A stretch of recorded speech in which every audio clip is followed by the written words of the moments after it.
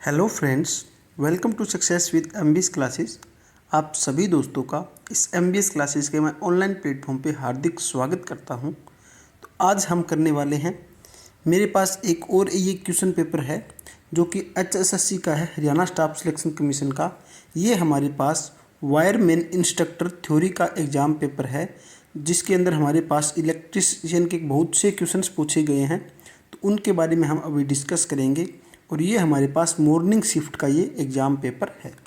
हम क्या करेंगे, एक एक क्वेश्चन को बिल्कुल बारीकी से विद फोटोज़ में आपको एक्सप्लेन करूँगा। और उम्मीद करता हूँ आपको मैंने पीछे जितने भी क्वेश्चन पेपर आपको सोल्व करवाए हैं वो अच्छी तरह से समझ भी आ गए हैं। फिर भी अगर किसी प्रकार की कोई डाउट हो तो आप हमें ज़रूर बताइए। तो हम स्टार्ट करते हैं। सबसे पहले हमारे पास क्वेश्चन रहेगा 51 नंबर से। यहाँ पर जो हमारे पास 50 तक तो क्वेश्चन होते हैं वो हमारे नॉन टेक्निकल रहते हैं। 51 से शुरू होते हैं क्वेश्चन और ये रहेंगे टोटल 90 तक, 90 क्वेश्चन रहेंगे मेरे पास। जो टोटल 90 है, इनमें से 40 क्वेश्चन मेरे पास टेक्निकल क्वेश्चन होते हैं। तो हम स्टार्ट करते हैं 51 नंबर से। इसके अंदर क्या दे रखा है 51 नंबर में, यदि वैलेंस और कंडक्शन बैंड के बीच निषिद्ध जो अंतराल चौड़ाई बहुत कम होती है, ठीक है, इसके बीच में हमारे पास जो परिमाण जो होगा परिणामी डैश है, इसके अंदर परिणामी डैश क्या होगा, हमारे पास कौन सा वो मटेरियल होगा, इसके बारे में आपको पता होना चाहिए। तो मैं आपको बताना चाहूँगा, जैसे कि हमारे पास 3 चीज़ें आपको पता होनी चाहिए। इसके अंदर डिटेल वाइज मैं आपको समझाता हूँ। अभी मेरे पास क्या है, एक तो होता है, सबसे पहले मेरे पास होता है चालक। सबसे पहले मेरे पास होता है चालक। उसके बाद दूसरा जो मेरे पास होता है कुचालक, ठीक है। और तीसरा मेरे पास होता है अर्धचालक। ये सभी को पता होता है अर्धचालक। मेरे पास ये 3 चीज़ें होती है। चालक के अंदर मेरे पास क्या कंडीशन होती है, जिसके अंदर धारा आसानी से फ्लो हो सके उसे चालक बोलते हैं, आप सभी को पता होगा। इसके अंदर मेरे पास क्या होगा, जो बैंड बनेगा वैलेंस बैंड, ये मेरे पास मान लीजिए यहाँ पर ये वैलेंस बैंड है, तो मेरा जो कंडक्शन बैंड बनेगा वो इसी के ऊपर ही बनेगा। कंडक्शन बैंड वो एक दूसरे के ओवरलैप होते हैं। मान लीजिए ये मेरा वैलेंस बैंड है तो ये मेरा कंडक्शन बैंड है, तो ये एक दूसरे से ओवरलैप होते हैं चालक के अंदर, ठीक है। कुचालक की बात करें तो कुचालक में मेरे पास क्या होगा, जैसे कि ये मेरे पास वैलेंस बैंड है, मेरे पास नीचे वाला वैलेंस बैंड है, तो जो कंडक्शन बैंड बनेगा वो मेरे पास ऊपर बनेगा। इनके बीच का जो गैप होता है इसे बोलते हैं एनर्जी गैप। ये हमारे पास कुचालक के अंदर बहुत ही ज़्यादा होता है, तो हमारे पास हाई होता है जो मेरा एनर्जी गैप होगा कुचालक के अंदर, ठीक है। अर्धचालक के अंदर क्या होगा कंडीशन, अर्धचालक के अंदर कंडीशन मेरी रहती है कि मान लीजिए ये मेरे पास वैलेंस बैंड है, तो ये मेरे पास यहाँ पर जो कंडक्शन बैंड बनेगा वो कुछ इस तरह से बनेगा, और इनका जो गैप होगा, ये गैप जो है वो बहुत ही कम होता है, ठीक है। ये बात आपको पता होनी चाहिए अर्धचालक, कुचालक और चालक के बारे में। तो इसी में से क्वेश्चन पूछा गया है। क्वेश्चन क्या था हमारा, क्वेश्चन है यदि वैलेंस बैंड और कंडक्शन बैंड के बीच जो निश्चित जो अंतराल होता है, जो मैंने अभी आपको अंतराल बताया है, उनकी चौड़ाई बहुत कम हो, तो हमारे पास जो पदार्थ कौन सा होगा, अर्धचालक पदार्थ होगा, सेमीकंडक्टर पदार्थ कहलाता है। एक बात और है, बताता हूँ आपको मैं। सेमीकंडक्टर जो मेरे पास पदार्थ होता है उसका तापक गुणांक जो होगा, एग्जाम के अंदर पूछ सकते हैं, बहुत बार पूछा भी गया है। जो तापक गुणांक होता है, टेम्परेचर कोफिशिएंट जो होता है, वो हमेशा नेगेटिव होता है। ये भी आपको पता होना चाहिए, ठीक है। नेक्स्ट क्वेश्चन पे चलते हैं। 52 नंबर क्वेश्चन मेरा आपको स्क्रीन पे दिखाई दे रहा है। 52 नंबर क्वेश्चन क्या है, which of the following is a pentavalent impurity element. हमारे पास इनमें से कौन सा ऐसा एलिमेंट है जिसके अंदर पेंटावेलेंट इम्प्योरिटी हो। अब पेंटावेलेंट इम्प्योरिटी का मतलब क्या है, मैं आपको थोड़ा समझाता हूँ। मेरे पास जैसे कि 2 टाइप के सेमीकंडक्टर पदार्थ यूज़ करते हैं। एक तो हम करते हैं पी टाइप, एक हम यूज़ करते हैं एन टाइप। जो हमारे पास पी टाइप सेमीकंडक्टर पदार्थ होगा, इसके अंदर जो हम इम्प्योरिटी मिलाते हैं वो हमारी होती है ट्राईवेलेंट, वो हमारी होती है ट्राईवेलेंट, ठीक है। और हमारे पास अगर एन टाइप जो पदार्थ होगा उसके अंदर जो इम्प्योरिटीज़ होगी वो होती है हमारे पास पेंटावेलेंट इम्प्योरिटी हम मिलाते हैं। अब पेंटावेलेंट इम्प्योरिटी का मतलब क्या है, ये मैं आपको कुछ समझाना चाहूँगा। इसका मतलब यही होता है, पेंटावेलेंट और ट्राईवेलेंट का मतलब क्या होगा। जैसे कि मान लीजिए आपके पास ये एटम है, ठीक है, एटॉमिक जो स्ट्रक्चर होता है। अब हमारे पास मान लीजिए मैंने लिया हुआ है फास्फोरस, ठीक है। फास्फोरस का जो एटॉमिक नंबर होता है वो होता है 15, ये आपको पता है, ठीक है। अब क्या होगा, आप सभी को पता है, ये मेरे पास नाभिक होता है, नाभिक के अंदर प्रोटॉन और न्यूट्रॉन होते हैं। बाहरी जो कक्ष होगा उसके अंदर मेरे पास किस तरह से कक्ष बनेगा, 2, 8 और जो बचे हुए हैं वो आ जाएंगे नेक्स्ट वाले कक्ष के अंदर। सबसे पहले मेरे पास 2 इलेक्ट्रॉन बनने हैं, उसके बाद मेरे पास टोटल बनेंगे 8 इलेक्ट्रॉन, ठीक है। ये मेरे पास मैंने बना दिए 8 इलेक्ट्रॉन। और नेक्स्ट एक और मेरे पास जो कक्ष बनेगा उसके अंदर कितने बचे हैं, 5 इलेक्ट्रॉन बचे हैं। तो ये मैंने यहाँ पर 5 इलेक्ट्रॉन बना दिए। तो यहाँ पर मेरे पास जो लास्ट के अंदर जो कक्ष है उसके अंदर 5 इलेक्ट्रॉन बचे हैं। तो यही हमारे पास कौन सा पदार्थ बनेगा, यही हमारे पास पेंटावेलेंट पदार्थ बनता है, जिसके अंदर 5 इलेक्ट्रॉन लास्ट के अंदर मुक्त इलेक्ट्रॉन बचते हैं, उसे हम बोलते हैं पेंटावेलेंट। अगर हमारे पास इस 5 की जगह अगर 3 इलेक्ट्रॉन बच जाए लास्ट कक्ष के अंदर, तो हमारे पास उस पदार्थ को बोलेंगे हम, वो हमारे पास एलिमेंट होगा ट्राईवेलेंट, ठीक है। ये हमारे पास पेंटावेलेंट होता है, ये हमारे पास होगा ट्राईवेलेंट। तो ये आपको समझ में आ गया होगा। अब हमारे पास जो एग्जाम्पल दे रखे हैं इसके अंदर कौन कौन से दिए हुए हैं, बोरोन, एल्यूमिनियम, गैलियम और फास्फोरस, ये सारे चारों दे रखे हैं ऑप्शन आपको। अब आपको पता होना चाहिए पेंटावेलेंट का मतलब है 5 आपके बचने चाहिए लास्ट कक्ष के अंदर। तो 5 हमारे पास सिर्फ फास्फोरस में ही बचते हैं, क्योंकि फास्फोरस का एटॉमिक नंबर होता है 15, ठीक है। तो मैंने आपको बना के भी दिखा दिया और ये उम्मीद करता हूँ समझ में आ गया होगा आपको। नेक्स्ट क्वेश्चन काफ़ी अच्छा क्वेश्चन है, ये भी आपको पता होना चाहिए। SI unit of reluctance. सबसे पहले तो आपको पता होना चाहिए रिलक्टेंस होता क्या है। मैं आपको बताता हूँ रिलक्टेंस क्या होता है। जैसे कि हमारे पास इलेक्ट्रिकल सर्किट के अंदर प्रतिरोध होता है। प्रतिरोध क्या काम करता है, प्रतिरोध हमारा इलेक्ट्रिकल सर्किट में जो हमारी करंट होता है उसका विरोध करता है, ये सभी को पता है। प्रतिरोध का फॉर्मूला होता है हमारे पास V/I, ठीक है। वोल्टेज को हम EMF भी लिख सकते हैं, ये भी आपको पता है। और बटा में मेरे पास क्या होगा, I होगा। ये हमारे पास होगा इलेक्ट्रिकल सर्किट के अंदर पूरा जो सिस्टम मैंने बनाया है, इलेक्ट्रिकल सिस्टम के अंदर। अगर आपके पास इलेक्ट्रिकल की जगह अगर आपके पास चुंबकीय कोई सर्किट हो, मैग्नेट कोई सर्किट हो, तो उसके अंदर हम क्या लिखेंगे, S लिखेंगे, जो कि काम करेगा रिलक्टेंस का। अब रिलक्टेंस क्या काम करता है, चुंबकीय सर्किट के अंदर जो हमारा फ्लक्स उत्पन्न होता है, फ्लक्स उत्पन्न होने में किसका विरोध करेगा, विरोध करेगा कौन, रिलक्टेंस। उम्मीद करता हूँ ये आपको समझ में आ गया होगा। जैसे कि इलेक्ट्रिकल सर्किट में हमारे पास करंट होता है, उसी तरह से चुंबकीय सर्किट के अंदर हमारे पास फ्लक्स होता है, ठीक है। अब हमारे पास जो S होगा, S का क्या काम हुआ, फ्लक्स का विरोध करना। यहाँ पर इलेक्ट्रिकल सर्किट में प्रतिरोध काम कर रहा है, करंट का विरोध कर रहा है, ठीक है। तो R और S हमारे एक ही कैटेगरी के हुए, ये हमारे पास इलेक्ट्रिकल सर्किट में है, ये हमारे पास मैग्नेटिक सर्किट में होगा।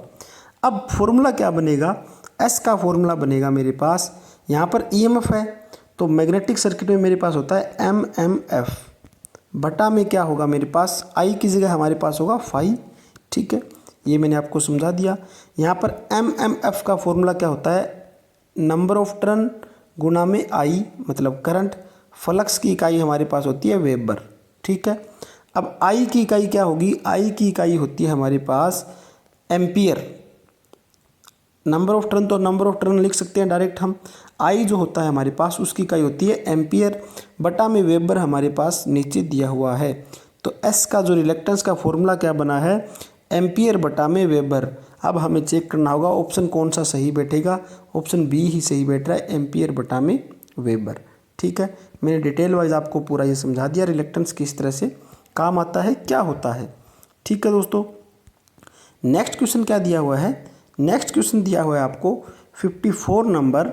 यदि एक ट्रांजिस्टर के इनपुट और आउटपुट जंक्शन रिवर्स बाइस्ड हो तो ऑपरेशन का क्षेत्र होता है।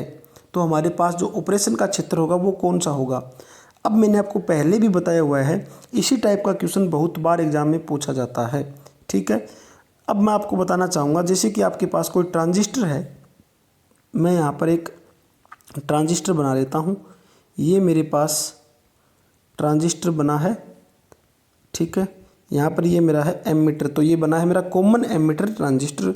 एमीटर को मैंने यहाँ पर कॉमन ले लिया। ये मेरी है इनपुट साइड, ये मेरे पास है आउटपुट साइड, ठीक है।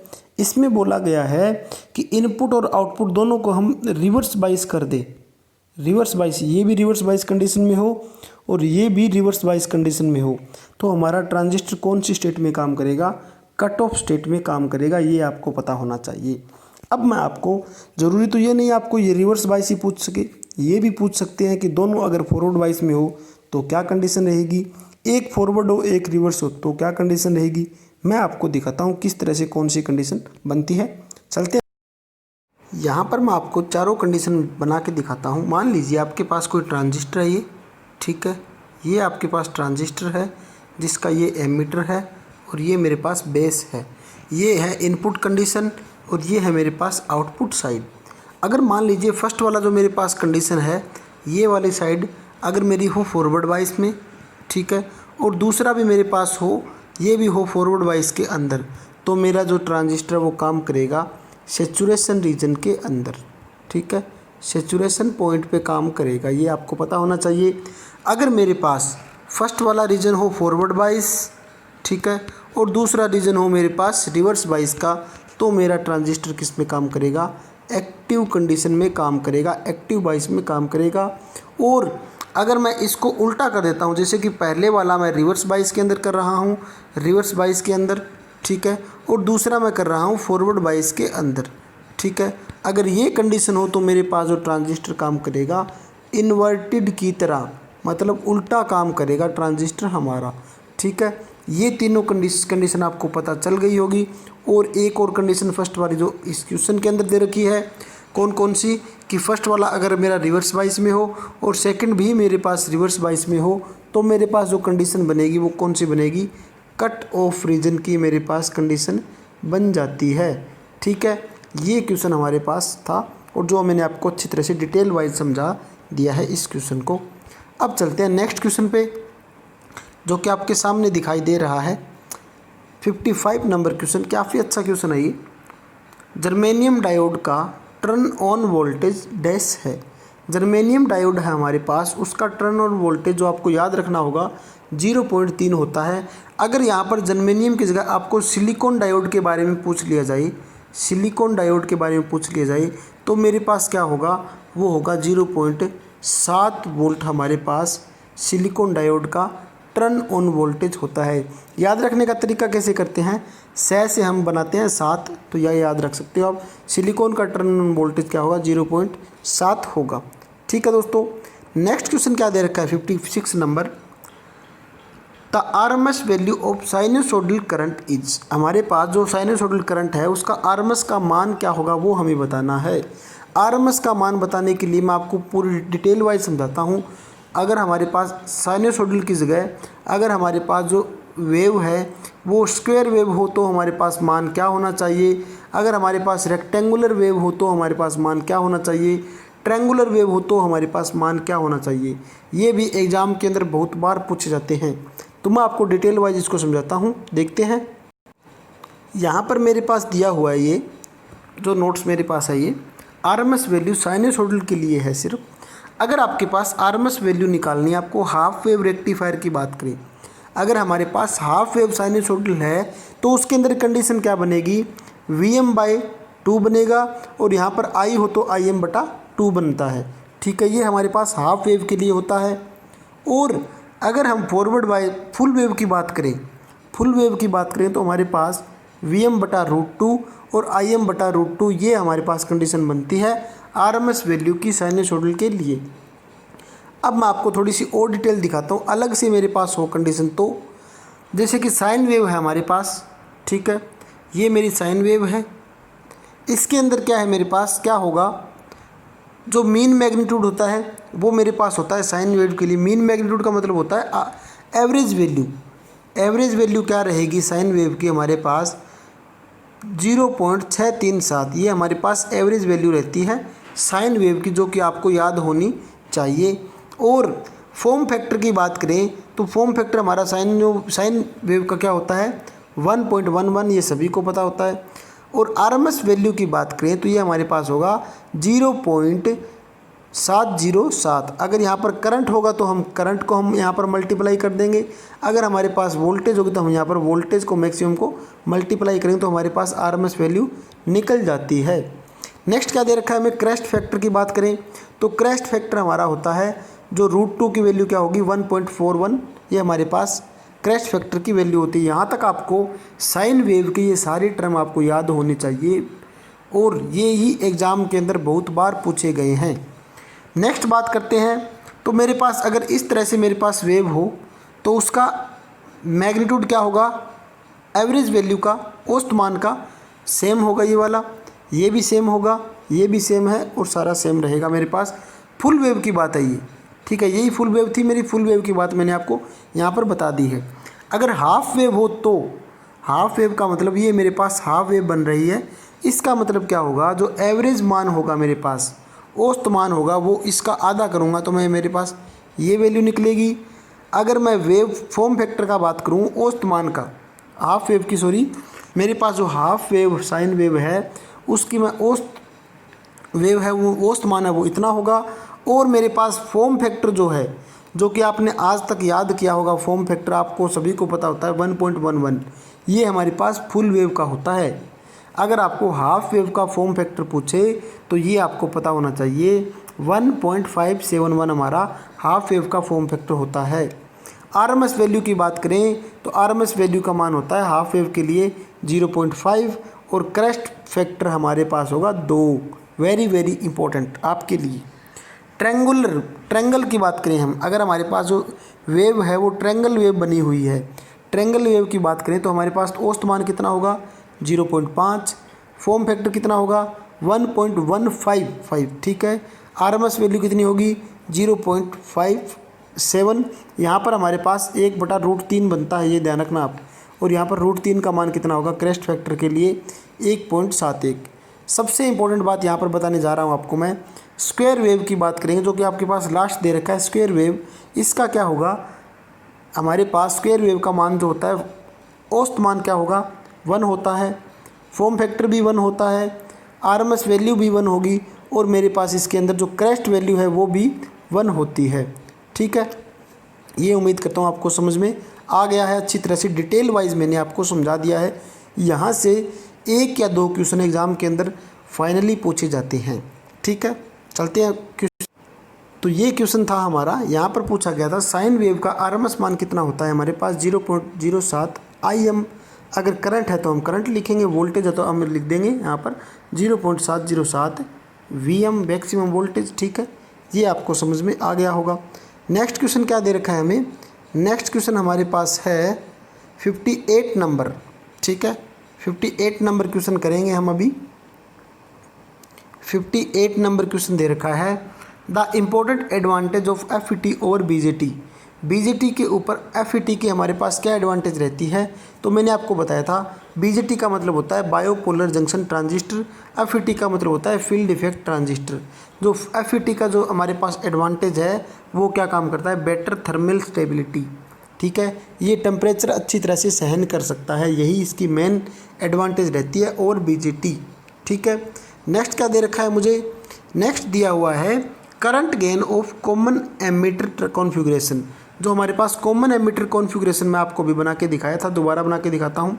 ये मेरे पास क्या है, यहाँ पर ये मेरा एमीटर है, ठीक है। ये मेरा एमीटर है जहाँ पर करंट होगा IE, ये मेरा है कलेक्टर जहाँ पर करंट होगा IC, और ये मेरा है बेस जहाँ पर करंट होगा IB, ठीक है। ये होता है आउटपुट, सॉरी इनपुट होता है इस साइड में मेरे पास होता है इनपुट, यहाँ पर मेरे पास होता है आउटपुट।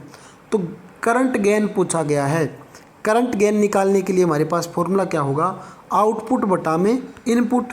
तो आउटपुट करंट क्या है मेरे पास, आउटपुट करंट है IC, इनपुट करंट क्या है मेरे पास, इनपुट करंट है मेरे पास IB। तो हमारे पास करंट गेन क्या होगा IC बटा में IB, जो कि फर्स्ट वाला ऑप्शन सही बैठता है। इसी तरह से आप कॉमन एमीटर का दे रखा है तो आप कॉमन कलेक्टर का भी निकाल सकते हो, कॉमन बेस का भी इसी तरह से सेम आउटपुट बटा में इनपुट करके निकाल सकते हो। नेक्स्ट क्वेश्चन क्या दे रखा है आपको, नेक्स्ट क्वेश्चन दिया हुआ है 60 number, what is the binary equivalent of decimal 13। जो डेसिमल 13 है उसका बाइनरी इक्विवेलेंट निकालना है आपको। आपको एक टर्म याद होनी चाहिए बाइनरी सिस्टम के अंदर। सबसे पहले हम स्टार्ट करते हैं 1 से, उसके बाद 2, उसके बाद 4, उसके बाद 8, इस तरह से हम टर्म शुरू करते हैं। अब यहाँ पर हमें 13 का कौन सा बाइनरी नंबर होगा वो आपको पता होना चाहिए। यहाँ पर 13 बनाने के लिए हम क्या करेंगे, 8 4 12, 2 का हमें कोई यूज़ नहीं करना और 1 का हमें यूज़ करना है। तो 8 और 4 12 और 1 13, ये हमारे पास इसका बाइनरी इक्विवेलेंट बन जाता है। जहाँ पर हमें वैल्यू चाहिए वहाँ पर हमें 1 लिखना है, जिसकी वैल्यू नहीं चाहिए उसके सामने हमें 0 लिखना है। इसी तरह से और आगे हम कर सकते हैं, इसको 16 होगा, इसका डबल हम 32 कर सकते हैं, इसका डबल हम 64 कर सकते हैं। ऐसे हमारी ये टर्म चलती रहती है। ठीक है, तो हमने 13 का जो इक्विवेलेंट निकाल दिया वो यही होगा। समझ भी आ गया होगा आपको। नेक्स्ट क्वेश्चन क्या दे रखा है, 257 हमारे पास ऑक्टेल नंबर है। जैसे कि आपके पास 257 है, ये ऑक्टेल नंबर है, यानी कि 8 वाला नंबर है। इसको आपको चेंज करना है डेसिमल के अंदर, यानी कि आपको डेसिमल में चेंज करना है 10 वाले नंबर के अंदर। ठीक है, तो यहाँ पर मेरे पास क्या होगा, सबसे पहले मैं यहाँ पर लिखूँगा 0 1 और 2, जितने नंबर है उसको इस हिसाब से नंबरिंग मैंने कर ली है। सबसे पहले हमारे पास 2 है, तो 2 गुणा में 8 हमारे पास यहाँ ऑक्टेल नंबर है, तो 8 का पावर कितनी होगी, 2, जो ऊपर पावर दे रखी है। प्लस मैं करूँगा 5 गुणा में, फिर यही सेम मेरे पास ऑक्टेल नंबर, पावर कितनी है इसकी, 1। ठीक है, सेम वही तरीका मैंने 7 गुणा में 8, यहाँ पर पावर कितनी होगी, 0। अब मैं इन सभी को मल्टीप्लाई कर कर जोड़ूंगा तो मेरे पास जो आंसर होगा वो होगा 175। आप करके भी देख सकते हो और समझ भी आ गया होगा आपको। नेक्स्ट क्वेश्चन क्या दे रखा है, नेक्स्ट क्वेश्चन दिया हुआ है what is the ASC11 equivalent of letter. ये हमारे पास ASC11 की हमारे पास एक टेबल होती है, वो टेबल आपको याद होनी चाहिए और उसका जो A लेटर होगा उसका मान पूछा गया है इसके अंदर।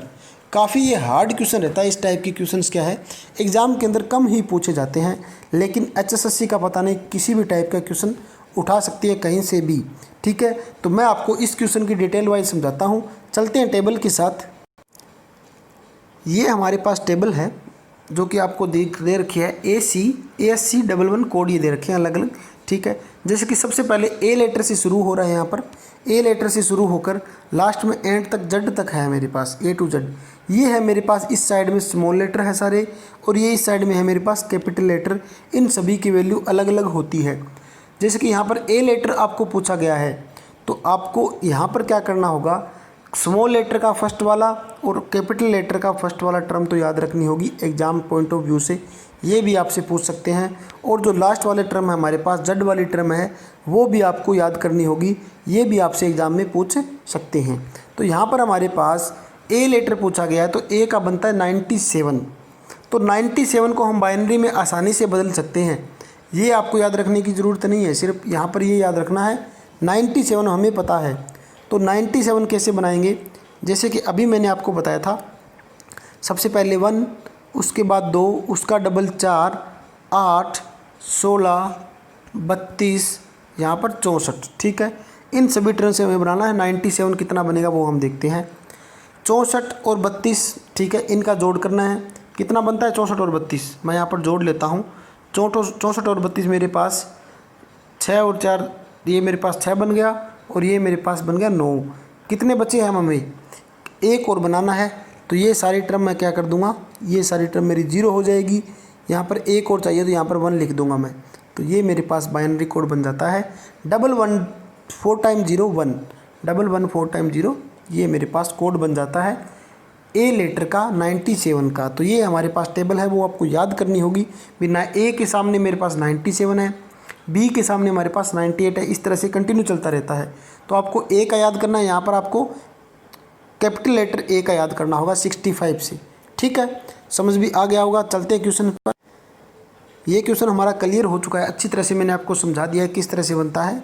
अब नेक्स्ट क्वेश्चन क्या दे रखा है आपको, जो हमारे पास एक ट्रांसफार्मर में चुंबकीय प्रवाह का मार्ग डैश होना चाहिए। इसका मतलब हमारे पास जो चुंबकीय प्रवाह होता है, मैग्नेटिक जो मेरे पास होता है, वो उसका फ्लो होता है, उसके लिए क्या हमें चाहिए, कम प्रतिष्ठतम होना चाहिए, यानी कि लो रिलक्टेंस होना चाहिए। अभी मैंने आपको बताया रिलक्टेंस काम क्या करता है। रिलक्टेंस क्या करता है, जो हमारे पास फ्लक्स होता है, फ्लक्स को उत्पन्न होने से रोकता है। रिलक्टेंस का काम यही होगा। अब हमारे पास फॉर्मूला मैंने क्या बताया था, एमएमएफ बटा में फाई। अब हमारे पास रिलक्टेंस ज़्यादा होगा तो फ्लक्स क्या होगा, कम होगा। ये आपको दिखाई दे रहा है यहाँ पर, जितना भी हमारे पास रिलक्टेंस कम होगा उतना फ्लक्स अच्छा होगा। यही हमारे ट्रांसफार्मर के लिए बढ़िया कंडीशन होती है। तो हमारे पास रिलक्टेंस कम से कम होना चाहिए। नेक्स्ट क्वेश्चन क्या दे रखा है, core loss of a transformer can be determined by.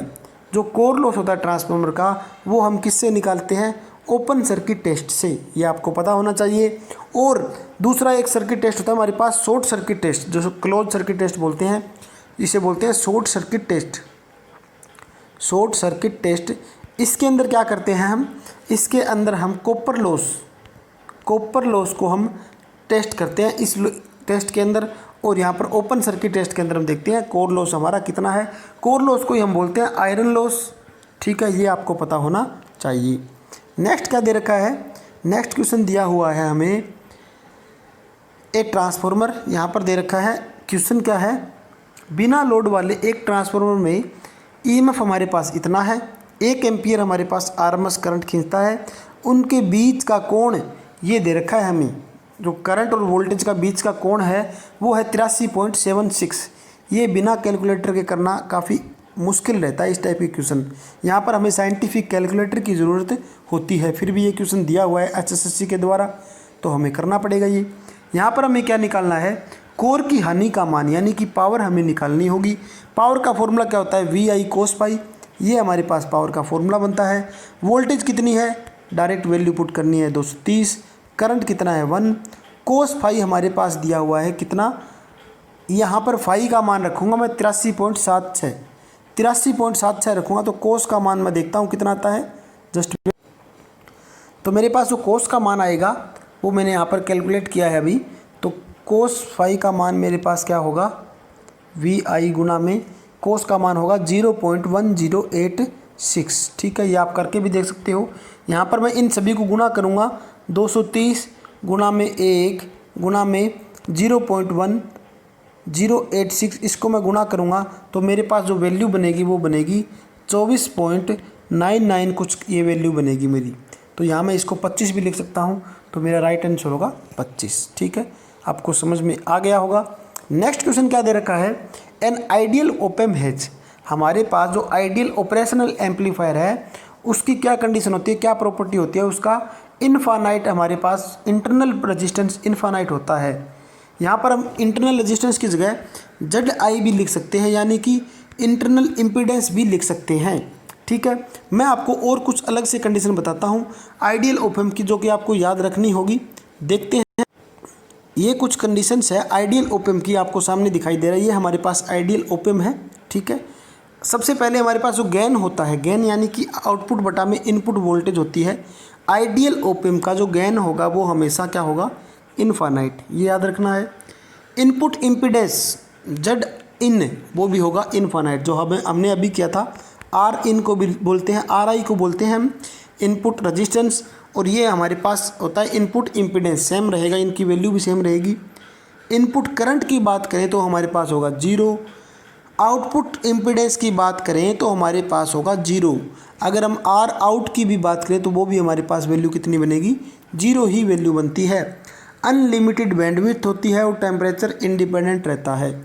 आपको ये चारों वैल्यू याद रखनी होगी, वेरी वेरी इंपॉर्टेंट रहता है हर एक एग्ज़ाम के लिए। ठीक है, चलते हैं क्वेश्चंस पर।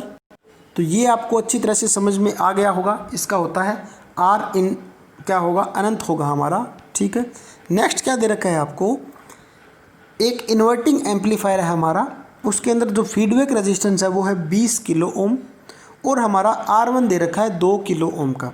इसका स्केल फैक्टर कितना होगा वो आपको निकालना है। तो स्केल फैक्टर का फॉर्मूला क्या होता है, और मैं आपको बताता हूँ इन्वर्टिंग एम्पलीफायर क्या होता है और नॉन इन्वर्टिंग एम्पलीफायर किस तरह से होता है। चलते हैं फोटोज़ के।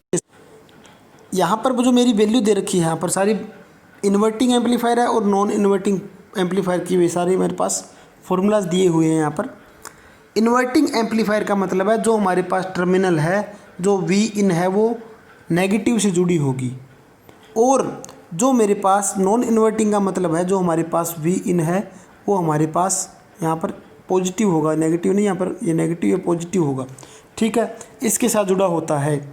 अब अगर बात करूँ मैं ए की, जिसे बोलते हैं गेन, आउटपुट बटा में इनपुट, यहाँ पर मेरे पास आर एफ फीडबैक प्रतिरोध और यहाँ पर मेरे पास आर इन जो कि इंटरनल रजिस्टेंस दिया हुआ है, यहाँ पर माइनस का निशान आपको याद होना चाहिए। और दूसरी तरफ मेरे पास जो नॉन इन्वर्टिंग एम्पलीफायर है उसके अंदर फीड जो मेरे पास गेन है, आउटपुट बटा में इनपुट क्या दे रखा है हमें, ये दिया हुआ है 1 प्लस में आर एफ बटा में आर इन, ये प्लस में 1 होगा इसके साथ में, ये ध्यान रखना आपको, ठीक है। तो हमारे पास यही अभी काम आने वाला फॉर्मूला सिर्फ यही होगा। तो हम देखते हैं, हमें वैल्यू दे रखी थी, कौन कौन सी वैल्यू दे रखी है, वैल्यू हमें दी हुई है, मैं वैल्यू पुट करता हूँ। आर एफ हमें दे रखा था 20 किलो ओम, 20 किलो का मतलब 20,000, और आर इन दे रखा था 2 किलो ओम यानी कि 2000, ठीक है। ये कैंसिल हो गया, यहाँ पर यहाँ मैं कैंसिल करूँगा 10 से, माइनस है मेरे साथ में तो -10 उत्तर आ जाएगा हमारा, जो कि आपको समझ में आ गया होगा। अब चलते हैं, तो ये हमने डन कर लिया क्वेश्चन, अच्छी तरह से मैंने आपको समझा दिया, -10 हमारा राइट आंसर होगा। नेक्स्ट क्या दे रखा है, इफ़ यदि हमारे पास अल्फ़ा डीसी दे रखा है इतना, तो बीटा डीसी क्या होगा ये आपको पता होना चाहिए। ट्रांजिस्टर के अंदर ही इस टाइप के क्वेश्चंस पूछे जाते हैं। तो बीटा का जो फॉर्मूला होता है वो क्या होता है, अल्फ़ा बटा में मेरे पास फॉर्मूला रहेगा 1 माइनस अल्फ़ा, ये मेरे पास फॉर्मूला होता है बीटा का। तो यहाँ पर मैं अल्फ़ा की वैल्यू कितनी रखूँगा 0.99 बटा में 1 माइनस 0.99, इसको मैं सोल्व करूँगा तो मेरे पास वैल्यू बनेगी 99, मेरे पास राइट आंसर होगा। उम्मीद करता हूँ ये भी आपको समझ में आ गया है। नेक्स्ट क्वेश्चन क्या दे रखा है, स्लिप के 0% में होने पर इंडक्शन मोटर की जो गति है वो क्या हो जाएगी, ये पूछा गया है आपको। स्लिप की बात की कर रखी है यहाँ पर, तो स्लिप का फॉर्मूला क्या होता है, एन, जो मेरे पास स्लिप का फॉर्मूला होगा एस बराबर सिंक्रोनस स्पीड माइनस में रोटर स्पीड, मेरे पास यही होता है। यहाँ पर क्या बोला गया, अगर मैं स्लिप को 0 कर दूँ तो मेरे पास क्या होगा, ये बात यहाँ पर दी हुई है N S minus N R. अब एन आर क्या हो जाएगा, एन आर को मैं इस साइड लेके आऊँगा तो प्लस में बनेगा, तो एन आर बराबर में मेरे पास क्या हो जाएगी एन एस, जो मेरी इंडक्शन मोटर है, सिंक्रोनस स्पीड और रोटर स्पीड हमारी बराबर हो जाएगी। तो रोटर की जो स्पीड है वो कौन सी गति में चलनी शुरू हो जाएगी, सिंक्रोनस स्पीड में चलनी शुरू हो जाएगी। ये आप मैंने आपको समझा दिया यहाँ पर। नेक्स्ट क्वेश्चन क्या दे रखा है, 70 नंबर क्वेश्चन है, इंडक्शन मोटर की गति 0 होगी, हमारी इंडक्शन मोटर की गति 0 होगी जब स्लिप का मान कितना हो 100% हो, ये सभी को पता होता है। तो उम्मीद करता हूँ हमने आज 70 नंबर क्वेश्चन तक कंप्लीट कर लिए हैं, लगभग हमने 20 क्वेश्चन आज टोटल किए हैं। डिटेल वाइज मैंने आपको सॉल्यूशन बताया है, बाकी बचे हुए 20 क्वेश्चन है वो हम कल करेंगे। आज के लिए इतना ही, और आपको समझ भी आया होगा उम्मीद करता हूँ। फिर भी अगर किसी प्रकार की कोई डाउट हो, किसी भी क्वेश्चन में कोई दिक्कत हो, तो आप हमें कमेंट बॉक्स में ज़रूर बताएं, अपना सुझाव ज़रूर दें, अपने तमाम दोस्तों के साथ इसे शेयर ज़रूर करें। तो मिलते हैं नेक्स्ट लेक्चर के अंदर, आज के लिए इतना ही, धन्यवाद दोस्तों।